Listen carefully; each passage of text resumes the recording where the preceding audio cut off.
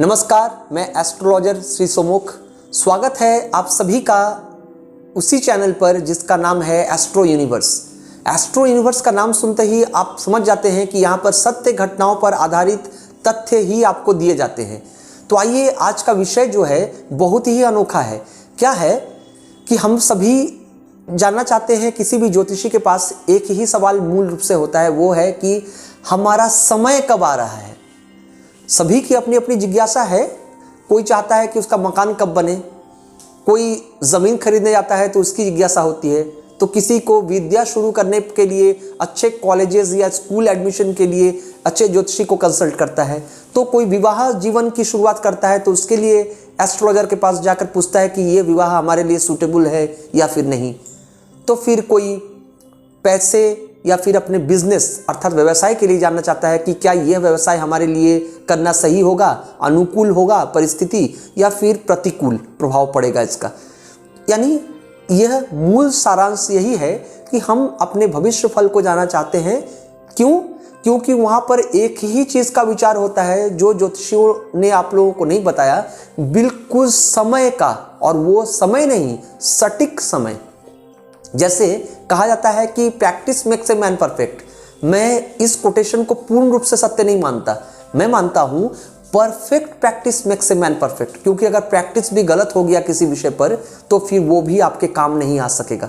अर्थात आपको सही गुरु चाहिए जो सटीक तरीके से आपका मार्गदर्शन करे, तभी सटीक ज्ञान आपको हो सकेगा, अथवा आपकी ज्ञान कहीं अधूरी सी रह जाएगी। और कहा ही जाता है कि little knowledge is very dangerous, क्योंकि अल्प विद्या जो है वो आपके काम नहीं आता, वो भयंकर रूप धारण कर लेता है। तो आइए जानते हैं जो मैंने विषय आज बताया कि समय कब आ रहा है हमारा, यह विषय के बारे में। लेकिन इससे पहले अगर आप इस चैनल से नए जुड़े हैं तो फिर आप सब्सक्राइब कर लें, बेल आइकन की घंटी को दबा दें, ताकि इस प्रोग्राम को आप देख सकें, आसानी से आपको इसका नोटिफिकेशन प्राप्त हो सके। और अधिक से अधिक इस प्रोग्राम को शेयर करें लोगों तक, ताकि वो भी इस प्रोग्राम का लाभ आप जैसे ही उठा सके। और अगर आपको पसंद आए तो फिर लाइक का बटन दबाना ना भूलें। और हाँ, अपने वैल्यूबल कमेंट सेक्शन में ज़रूर दे दें। ये भी बात सत्य है कि अगर आपके मन में कोई सवाल उत्पन्न हो रहा है जो कि शास्त्र से जुड़ा हुआ हो और फिर सार्वभौमिक हो, अर्थात सभी के काम आ जाए, तो ऐसे सवाल ज़रूर लिख करके दें। मैं कोशिश करूंगा कि आपके उन सवालों को लेकर के अगले प्रोग्राम में जवाब दे दूं उनका। यहाँ तक कि अगर आप जानना चाहते हैं किसी विषय पर कि इस विषय पर प्रोग्राम करना हो, तो वहाँ पर भी मैं आपकी बातों को अहमियत रखूँगा। क्यों रखूँगा, अहमियत क्यों दूंगा? क्योंकि जनता जनार्दन से ही हम हैं। मैं व्यक्तिगत तौर पर एक ज्योतिषी के हिसाब से ये मानता हूँ, ज्योतिषी होने के कारण या ज्योतिषी होने के नाते, कि आप का होना हमारे लिए बहुत आवश्यक है। आप लोगों के सवाल ही हमें उस जवाब को ढूंढने का ज्ञान और भूख दे देते हैं। तो आइए जानते हैं कि समय कब आ रहा है जानने के लिए। तो समय का आकलन क्या है? समय के बारे में बहुत सारी बातें कही गई हैं। क्या कही गई हैं? Time and tide waits for none, अर्थात समय और समुद्र का जो लहर है यह किसी का इंतजार कभी नहीं करते। उसी प्रकार अगर आप किसी इवेंट को जानना चाहते हैं, क्योंकि सवाल यही होता है कि कोई आकर पूछता है कि हमारा ये बेहतर समय कब आ रहा है जहां हमको नौकरी प्राप्त होगी, या फिर जैसे मैंने पहले कहा कि किसी का सवाल ये होता है कि हमारे बेटे या बेटी की शादी कब होगी, और वो बहुत ही उधेड़ बुन में लग जाते हैं। कह सकते हैं कि वो बिल्कुल अपना प्रयास पागलों की तरह लगाते हैं। कि पागलों की तरह कहने का तात्पर्य ये है कि वो फुल फ्लेजेड अपना प्रयास जारी रखते हैं, लेकिन वो वृथा जाती है, यानी बेकार चली जाती है। क्यों जाती है? लोग कहते हैं कि आपको परिश्रम का फल मिलेगा, कि गीता में श्री कृष्ण जी ने ये बातें कही हैं, या फिर महाभारत में भी हमने इस अध्याय को सुना है। देखिए, मैं विनम्रता के साथ कहूँगा कि ऐसे लोगों का ज्ञान शायद थोड़ा सा अधूरा रह गया। प्रयास बिल्कुल करना चाहिए, मैं भी इसके साथ हूँ, इस बात का समर्थन करता हूँ पूर्ण रूप से। लेकिन यह बात असत्य है कि प्रयास सही दिशा में की जानी चाहिए और सटीक समय पर करनी चाहिए। यह बात भी पूर्णतः सत्य है और इसको परिपूर्णता देती है इस बात को। अर्थात अगर आपकी एबिलिटी और उसके साथ आपको सपोर्ट मिले सही जगह पर, सही समय पर, सही ढंग से, तब जाकर के एक सही आउटपुट आ सकता है, यानी रिजल्ट, जिसको परिणाम कहते हैं। अन्यथा यह जो प्रयास है वो विफलता का रूप धारण कर लेती है और हमारे मन में क्या होता है, दुख होता है, फ्रस्ट्रेशन आता है, वहाँ से फ्रस्ट्रेशन से इरिटेशन आता है, इरिटेशन से आप में एक सेमी डिप्रेशन स्टेज शुरू होता है और वो डिप्रेशन या फिर एक नेगेटिविटी को कन्वर्ट कर देता है, यानी आप में नेगेटिविटी आ जाती है। तो क्या करें? पेशेंस इज द की। ज्योतिष शास्त्र में ऋषि मुनियों ने कई हजार वर्षों पहले एक बातें कही हैं। बातें तो सभी इंपॉर्टेंट है, लेकिन क्या क्या इंपॉर्टेंट बहुत ज़्यादा है वो ये है कि आपके लाइफ में आपको डिटर्मिनेशन की आवश्यकता है, कंसंट्रेशन की आवश्यकता है। डिटर्मिनेशन मतलब इच्छा शक्ति, यानी आप कहाँ पर डिटरमाइंड है, यानी आप केंद्रित हैं, अपना ध्यान केंद्र कर रहे हैं। कंसंट्रेशन मतलब क्या? आपकी एकाग्रता। डिवोशन मतलब क्या? आपकी पूजा, मतलब आप किसी पेशे में हैं तो आप ऑनेस्टली वहाँ पर डेडिकेटेड हैं। चौथा क्या? तो आपका एफर्ट, आपका प्रयास। पांचवा क्या इंपॉर्टेंट चीज़ है? तो आपका प्रेजेंटेशन। प्रेजेंटेशन बहुत बड़ी चीज़ होती है। आपके अंदर नॉलेज कितनी है ये ज़्यादा इंपॉर्टेंट नहीं है, उससे भी ज़्यादा इंपॉर्टेंट है उस नॉलेज को आप कितनी सहजता के साथ पब्लिकली प्रेजेंट करते हैं। क्योंकि कहा जाता है ज्ञानी इंसान उसे नहीं कहते जिसमें सिर्फ ज्ञान का भंडार हो। ज्ञानी इंसान उसे कहा जाता है, यानी ज्ञानी मनुष्य की परिभाषा ये है कि वो उस भाषा के अनुसार उस ज्ञान को इतनी सहजता के साथ लोगों के सामने प्रस्तुतिकरण करे ताकि हर एक इंसान को, चाहे वो कितना ही समझदार ना भी हो, उसे भी ये चीज़ समझ में आसानी से आ जाए। तो ये बातें इंपॉर्टेंट है। ये बातें तभी इंपॉर्टेंट है जब उस इंसान में सिर्फ किताबी ज्ञान नहीं हो, बल्कि उसमें एक अंतरात्मा में ज्ञान को लेने की क्षमता एक अनंत हो, जिसे कहते हैं इन्फिनिटिव। और वो कब आता है? वो तब आता है जब आप में धैर्य की प्रचुरता पाई जाए, अर्थात पेशेंस, जिसे कहते हैं patience is the key to success. आज के युग को घोर कलयुग का नाम क्यों दिया जा रहा है? क्यों कलयुग कहा जा रहा है? इसलिए कहा जा रहा है कि उसमें नेगेटिविटी का संचार लोगों में ज़्यादा है। लोग भौतिक सुख की तरफ बहुत जल्दी जा रहे हैं और उन्हें कोई भी सुख की वस्तु, भौतिक सुख से संबंधित चीज़ें बिल्कुल तुरंत प्राप्त हो जाए। यानी आज उन्होंने मांगा है तो आज शाम में उनको ये चीज़ मिल जाना चाहिए, कल सुबह तक किसी हालत में चाहिए, यानी नाउ इंस्टेंट, यानी अब और अभी। ये चीज़ें प्रैक्टिकल पॉसिबल नहीं है, प्रैक्टिकली ये चीज़ें गलत है। ये हमारी सोच जो है, ये जो विचारधारा है, यह सही नहीं है शास्त्रों के अनुसार, ऋषि मुनियों के अनुसार। तो इसलिए क्या है, वहाँ पर कहा गया है कि धैर्य से अपने समय का इंतज़ार करें। अगर किसी नारी की कुंडली में लिखा हुआ है कि उसका विवाह 23 वर्ष की उम्र में होगा, तो फिर चाहे उनके माता पिता जितना ही प्रयास क्यों ना करें, उसकी शादी 21 वर्ष या 22 वर्ष की उम्र में नहीं हो सकती। यह बिल्कुल सिंपल साइकोलॉजिकल एनालिसिस है, बिल्कुल सीधा सा जवाब है। यह तीर जैसा सीधा जवाब है। जैसे तीर बिल्कुल सीधे जाती है कमान से छूट करके, उसी प्रकार ये भी सीधी और साफ जवाब है आपके सामने।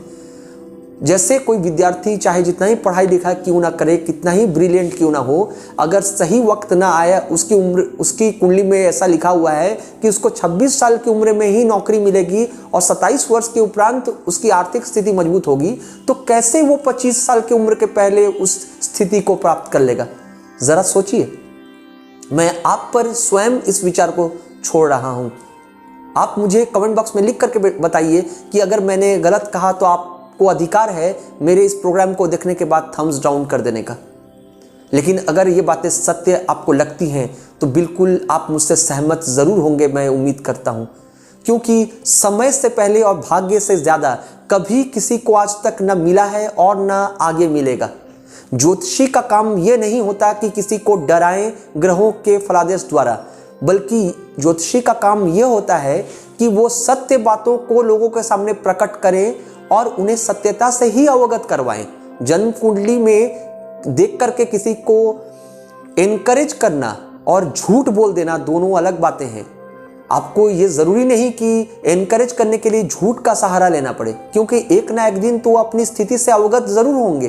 तो क्या ज़रूरत है इस बात की कि आप उनको मिथ्या एक आश्वासन दे, एक झूठा आश्वासन दे करके उनको इस झूठी उम्मीद बंधा दे। आप उसको इस तरह से कह सकते हैं कि आप अपना प्रयास जारी रखिए और आपके भी अच्छे दिन आएंगे, लेकिन अभी भी उस घटना को होने में समय है। आप तब तक अपना प्रयास को जारी रखें, लेकिन वो समय कैसे ज्योतिषी पहले ला दे, कोई मुझे ये समझा दीजिए आप में से। तो ये इसके लिए क्या चाहिए, हर एक इंसान को अपने लिए पेशेंस का होना, यानी उसके अंदर में पेशेंस यानी धैर्य की प्रचुरता का होना अति आवश्यक है। लॉर्ड कृष्णा ने, बहुत लोग महाभारत या गीता में लॉर्ड कृष्णा की परिभाषा को देखते हैं, उन्होंने क्या कहा है देखते हैं, वो सीधा सा चीज़ नहीं समझ पाते। मैं क्या कहूँ, मैं आज आपको स्पष्ट कर रहा हूँ। लॉर्ड कृष्णा जी ने कभी नहीं कहा, यानी श्री कृष्ण जी ने कहीं ये भी नहीं कहा कि भाग्य नहीं होता। उन्होंने कहा है कि कर्म किए जाइए। क्यों किए जाइए? क्योंकि कर्म के सिवाय मनुष्य के पास कोई दूसरा विकल्प नहीं है। एक ज्योतिषी जो फलादेश करता है दूसरों के लिए, उसे भी कर्म करना पड़ता है। मैं यह प्रोग्राम अगर आपको बोल करके नहीं दूं तो आप तक ये बातें पहुंचेंगी कैसे? मैं अगर ये सोचूं कि ये बातें खुद ब खुद अपने आप ही पहुंच जाएं मेरे बोले बिना, तो ये क्या संभव है? तो इसको भी बोलने के लिए भी तो मुझे कर्म करना पड़ रहा है। तो कर्म तो इंपॉर्टेंट है ही, लेकिन हाँ, जब तक किसी का सही वक्त नहीं आ जाए तब तक उसको वो उन्नति नहीं मिल पाती जिसका कि उसे इंतजार होता है। और जन्म कुंडली में एक बात और समझ लें, जिस सत्य को कभी किसी ज्योतिषी ने पहले किसी चैनल पर उजागर नहीं किया, मैं उजागर कर रहा हूं कि किस्मत को मान के चलिए। एक पानी का जार, अगर किसी का जार या बॉटल मान के चलिए इसको उदाहरण, तो उस बॉटल में अगर 3 लीटर का बॉटल हो या फिर 2.5 लीटर का बॉटल हो या फिर 1 लीटर का हो, वॉटेवर, तो उसमें उतना ही पानी अट सकेगा जितना कि उसकी कैपेसिटी है, यानी क्षमता है। तो हर एक इंसान को, हर एक आदमी की कुंडली अलग अलग है और उनकी किस्मत भी उसी तरह से अलॉटेड है, यानी विधाता ने उसी तरह से उनकी किस्मत लिखी है पूर्व जन्म के कर्मों के आधार पर। कुछ ज्योतिषी या पंडित आपको बताते हुए नजर आएंगे कि क्या लेकर आए थे और क्या लेकर जाएंगे। एटलीस्ट कम से कम मैं उनसे उम्मीद करता हूं कि वो ज्योतिषी होने के नाते तो ना बोले ये बातें। पूर्व जन्म का बैलेंस लेकर के आए थे और इस जन्म का बैलेंस लेकर के जाएंगे। बिल्कुल लेकर के आते हैं और लेकर के जाते हैं। कैरेट फॉरवर्ड और ब्रॉड फॉरवर्ड, ये मैथमेटिक्स में यूज किए जाते हैं ये टर्म्स। और जीवन भी हमारा जो है वो गणित पर ही आधारित है। अगर ऐसा नहीं होता तो आर्यभट्टीय ने गणित यानी ज्योतिष शास्त्र में गणित को नहीं लाए होते। और क्योंकि बहुत लोग जो कहते हैं ना, जो साइंस मानते हैं, विज्ञान को मानते हैं और कहते हैं कि एस्ट्रोलॉजी का इससे कोई कनेक्शन नहीं है, तो मैं सिर्फ विनम्रता के साथ उनको 2 बातें बताऊंगा कि फिर आर्यभट्टीय को उन्होंने पढ़ा होगा, उनके बारे में वो क्या थे, गणितज्ञ थे बहुत बड़े। और आइंस्टाइन के बारे में आपने सुना होगा, उन्होंने अपनी कुंडली बनाई थी। जो लोग यूट्यूब या गूगल सर्च करते हैं, ज़रा ये खोज कर लें तो उनसे बड़ा वैज्ञानिक कौन है। अगर उन्होंने इस चीज़ को माना है तो हम और आप कौन होते हैं मिथ्या ज्योतिष शास्त्र पर सवाल चिन्ह लगाने वाले। और ये बड़े बड़े सदी के महानायक अमिताभ बच्चन जी या फिर सचिन तेंदुलकर जैसे great batsman of the world, ये जो ज्योतिषी को दिखाते हैं, क्या अब आप कहेंगे कि ये लोग भी बिल्कुल औसत बुद्धि के हैं, यूं ही किस्मत पर यकीन करते हैं? इनको क्या ज़रूरत है भला किसी ज्योतिषी के पास जाने की?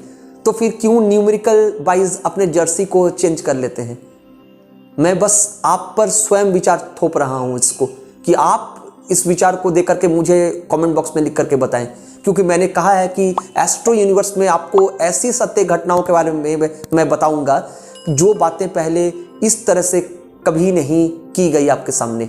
और इसीलिए समय का महत्व तो बहुत ज़्यादा है। समय से बढ़कर प्रीसियस कोई चीज़ नहीं है। लोग हज़ारों कहते रहे कि गोल्ड या फिर डायमंड या फिर ज़मीन यानी लैंड बहुत महंगी है। सबसे महंगी तो समय है। महंगा चीज़ समय है। समय बहुमूल्य है, यानी अनमोल है, प्रीसियस। अगर समय आपके साथ है ना, तो आप इन सभी चीज़ों को प्राप्त कर लेंगे। और समय अगर आपके फेवर में नहीं है तो आप जितना भी मस्तिष्क बुद्धि कुछ भी लगा लें, आप किसी चीज़ को प्राप्त नहीं कर सकेंगे। एबिलिटी मैटर नहीं करता। बहुत से एबिलिटी वाले पर्सनैलिटीज़, बहुत से हाईली कैपेबल पर्सनैलिटीज़ ज़िंदगी में आज कुछ भी नहीं कर रहे हैं, किस्मत के मारे हैं वो।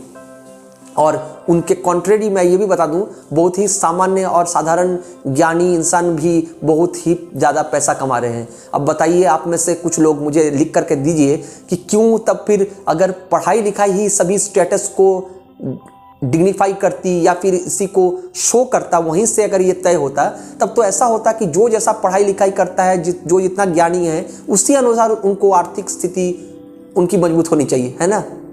लेकिन ऐसा तो नहीं होता, इसीलिए शायद डेस्टिनी का रोल प्ले है। इसी को कहते हैं किस्मत का खेल। जो मानते हैं नहीं मानते हैं ये उनकी स्वाधीनता है, वो बिल्कुल आज़ाद हैं अपने तरफ से किसी बात को रखने में, सोचने में। उम्मीद करता हूँ कि आपको ये प्रोग्राम अनोखा लगा होगा, और अगर अच्छा लगा है तो शेयर ज़रूर करें इस प्रोग्राम को, सब्सक्राइब कर लें, बेल आइकन की घंटी दबा दें और कमेंट बॉक्स में अपने इम्पोर्टेंट सवाल ज़रूर लिख करके भेजें और या फिर अपने सुझाव ज़रूर दें। और अगले प्रोग्राम के लिए हमारे चैनल के साथ इसी तरह से जुड़े रहें। धन्यवाद, नमस्कार।